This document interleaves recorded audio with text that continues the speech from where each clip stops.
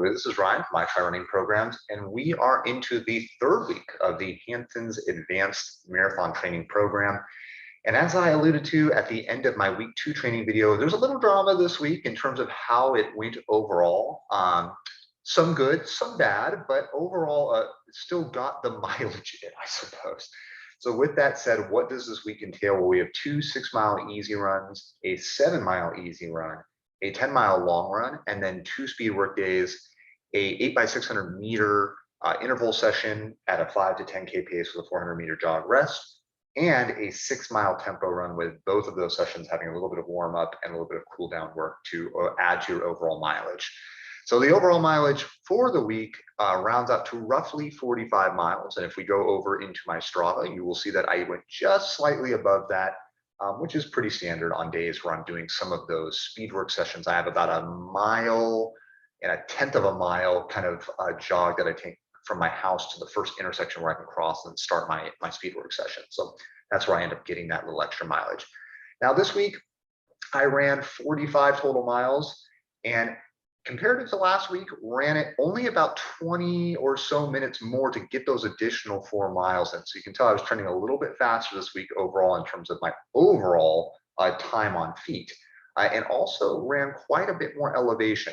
So the vertical gain for this week was close to 1,400 feet. I'm pretty sure that's close to double the amount of vertical gain that I had the previous week. And that's partly because of a course that I'm adding into my running because my semester has started where I teach and where I work at the university that I work for. So that gives me a chance to do a little bit of trail running to take a little bit of impact off my feet, my knees, and my lower legs. But the kind of the adverse side of that is that I have to add a little bit more vertical gain. So I suppose the positive of that is that the easy sessions can still add a little extra training stimulus by getting some more vertical gain. But I'm trying to be thoughtful about how I do it so that I'm not having too many problems. Now, with that said, the first run of the week was a 6-mile easy run at 8-minute pace, so slightly less than 15 minutes on my feet. You can see kept the pacing relatively within the window. Only the 6-mile hit near my 7:52 window.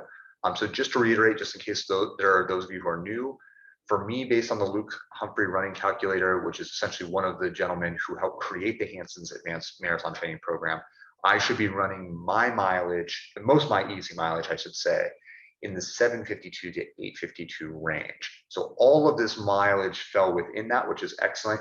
You can see there's some variation in how I'm running. It's very difficult to run this pacing very flat because this is a rolling course near my home. So not particularly rare for me to see some spikes up and some major dips down. But overall, I'm looking for the average pace to fall within that window, which it did. And that's really all that I can ask for.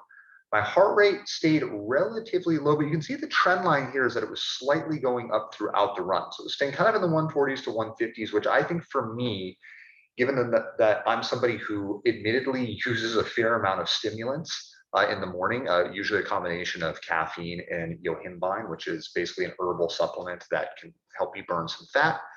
I can run a little higher on my heart rate when exercising comparative to somebody else. So even though some of these efforts might look kind of high in the beats per minute, it's really, as soon as I take coffee and yohimbine out of my training purposes, you'll see a pretty quick drop in my heart rate. So pretty standard for me to see that level of heart rate in my training. Now, when we go into the speed work session, overall, I think this was one of my best runs of the week. So for this run, it came out to a total of about a little over 8 miles, a little bit less than an hour to get all of that mileage in. So 7:22 pace overall for those 8 miles. Ran the warm up probably a little fast at 7:16. I'd probably in more circumstances want to run my warm ups in more like my cool down pace here, where you see about 8:10. That's what I would hope to see most of the time when I'm running this type of run, is to take it nice and easy on the entry to the run. But it can be tough because of the course that I'm running here does have a fair amount of downhill. So that can be part of the reasoning behind that. So as you can see, really the first chunk of my run here, 1 mile to 1.5 or so, is run somewhere in the mid to high 7s, even topping into the high 6s at some points there. And then once we start the intervals, which 600 meters roughly is about a little bit more than a third of a mile. I believe it's like 0.37 miles or so. So you can see where these spikes are for that overall pacing. Now, once again, for me, I'm trying to run my 5K to 10K window there. It's a pretty generous window.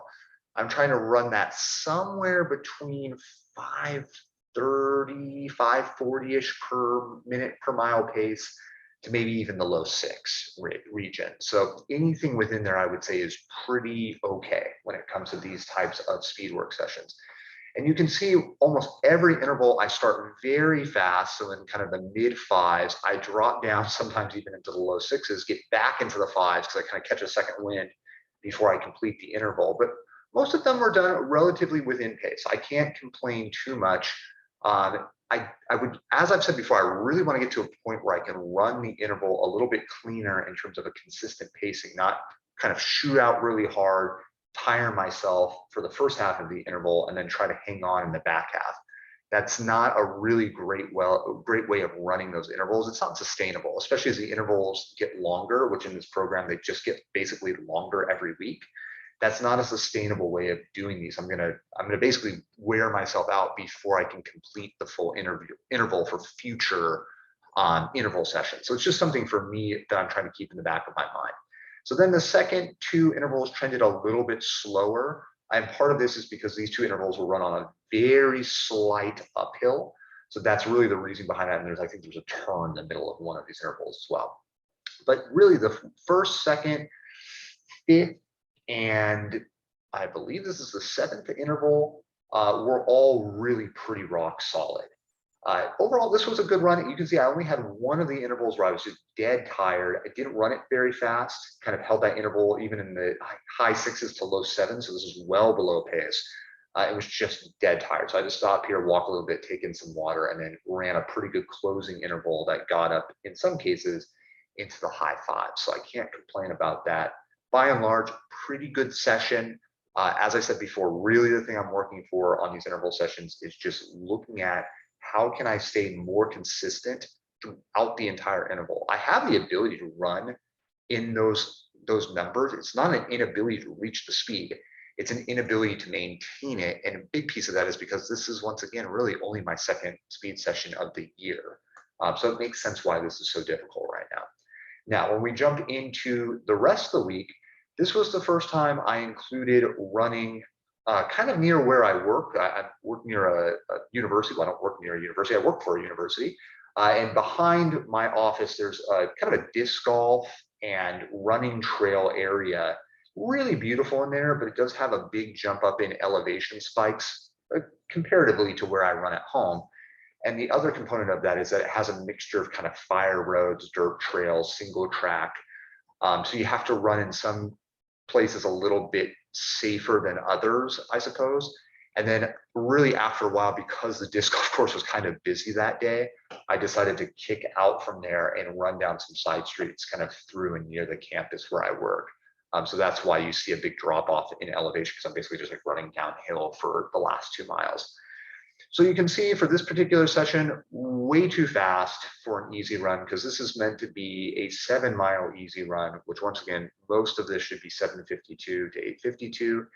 And given those changes in elevation, this really should have probably been run more like an 8:30 pace run. And that's what I'm trying to do in future easy runs near my campus, is just throw the ego out the window, take it really, really slow, because this run kind of screwed me up for later in the week because I was pushing myself really hard.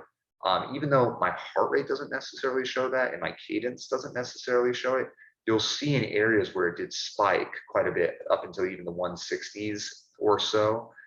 And this felt really hard in retrospect. You know, it just, the overall run itself, it was just too much. You know, this area right in here, just to kind of zoom in for you, this is the area that has all of the trails in here. And it, like I said before, really pretty, but it's tough on your feet. It's not always easy to kind of see where there might be little potholes when you're going downhill. It can really hit your intercostal muscles in between your rib cages. So I kind of like where you get side aches for a lot of beginning runners. I was kind of getting that feeling in that run a lot. And that carried over into the next easy run. Really, this was meant to be my 6-mile tempo run. and I couldn't do it. You could basically see I went out, did the kind of the easy warm-up mile that I'm supposed to do, and then started the interval here in the second mile and couldn't hold it for even more than really 2 miles. And this mile would have been below pace, because really these tempo runs should be run probably somewhere between 6:20 to 6:30. And I've been thinking to myself that I'm okay running them at 6:30 to 6:45 for the first few versions of these workouts, just as I'm getting used to a more prolonged effort at pace. But I couldn't even get down to really the pace required. And it was really hard, and it kind of hurt, honestly. And it hurt all within my intercostal muscles. I was just struggling, to the point that actually even in this morning, the morning of this run, I had tried to do the run in the morning and I couldn't do it. So I tried twice to make this tempo run happen, and just had to basically accept it as an easy run, and walk quite a bit too. That's the other thing. You can see some walking that took place here in some areas where the pacing fell off, because I was really hurting. I was not feeling good. And it really just came down to the day before was too much of a harder effort with all of that elevation and trail running. And preceding that was a speed effort that was pretty difficult as well. So that really was kind of a confidence blow, because then I go, okay, well, I'll do the tempo run the next day. And I couldn't do it then either. So essentially what this became was, you can see some attempts to do a tempo run, but really became a situation where I just decided I would run through the discomfort a little bit in my rib cages, and just try to make it a little bit of a harder effort, get some more elevation out of it, because this is once again all of that trails, various trails that are behind where I work. So this ended up being an okay workout. I think it had some good stimulus overall. Once again, these are things that will take a couple of weeks to kick in, but I was able to get through the workout with just a couple of moments where you can see I had to stop off to kind of either walk or run really, really slowly, because I was getting close to side aching. So not fantastic. So I basically traded the tempo session for another easy run. So I missed out on one of my speed work sessions for the week. That's really kind of where the drama kicks in, I suppose. But I will say, after my day off and then went into my long run, I had a great long run. So once again, long run pacing for me, somewhere between 6:52 to 8:22 is what's allowed. And so I was able to keep it much more near the bottom side of what my allowed window is.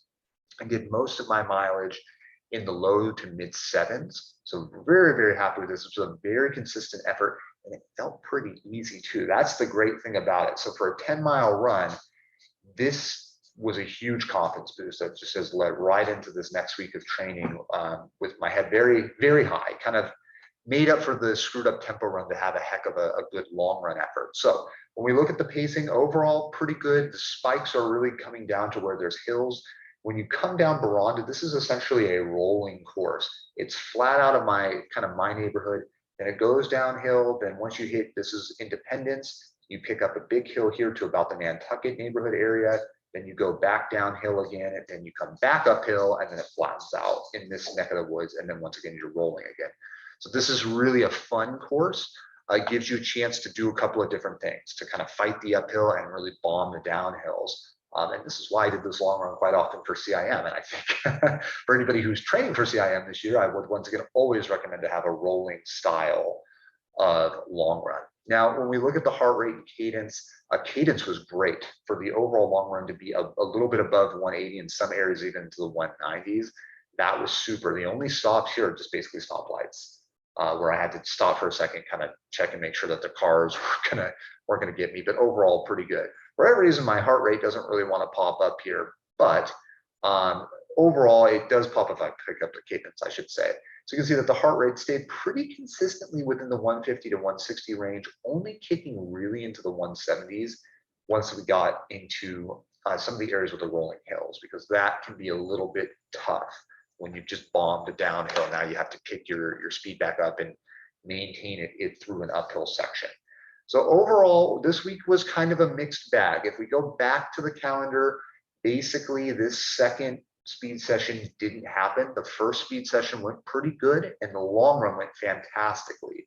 So it's really one of those things where if you lose out on one of the three efforts, it's not the end of the world. And especially this is early in the cycle, you'd rather learn early in the cycle, hey, I can't make my my easy run too hard by adding too much vertical gain, or just trying to bomb too many of the different kind of downhill sections that are single track and a little tough on your overall musculoskeletal system. So I learned a lot from this week. And so far in week 4, I have not been having any of the intercostal pain or side stitches, anything of that nature. So it was really, I think, just an issue of pushing the diaphragm too hard that week in certain areas, and it just cumulative fatigued on me.